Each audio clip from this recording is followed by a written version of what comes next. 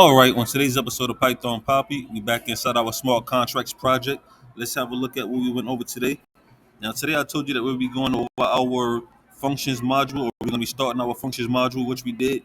And we did get pretty far. We took a lot of notes and took a lot of information in, but we're not going to be going over that right now. Let me just show you the favorites.vibe file, also to show you that it is modified, and we do have it updated to show our functions that we were adding and the things that we were doing. But I just want to touch on something else today one last time.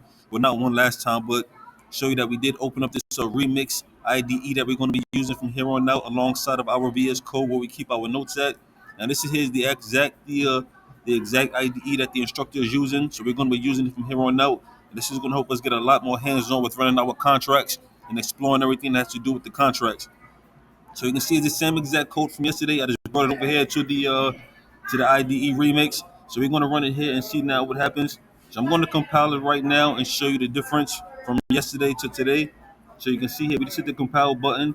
Now we're going to deploy it, and we should see a little bit more information than we did have yesterday.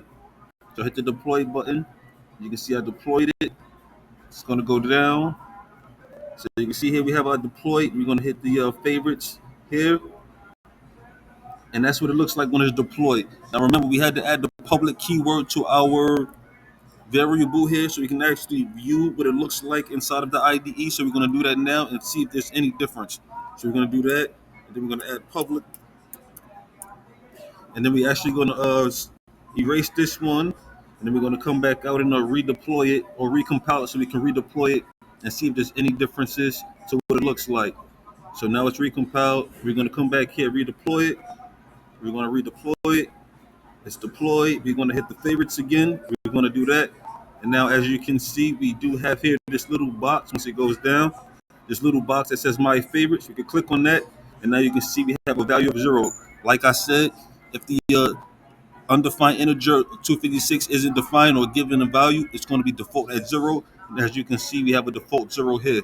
So everything is working perfectly fine with the Remix IDE. I am getting a handle on it. I'm learning how to operate it. I've been playing around with it all morning before actually starting the functions module. So we're going to be using this from here on out alongside our VS Code. Like I said, that's all I wanted to show you. So yeah, we're going to be doing this now, and it should get a lot more interesting now that we have the proper tools up and running. And of course, I can't wait to keep you posted every step of the way. But for now, this is the Python Papi. You guys stay Gucci.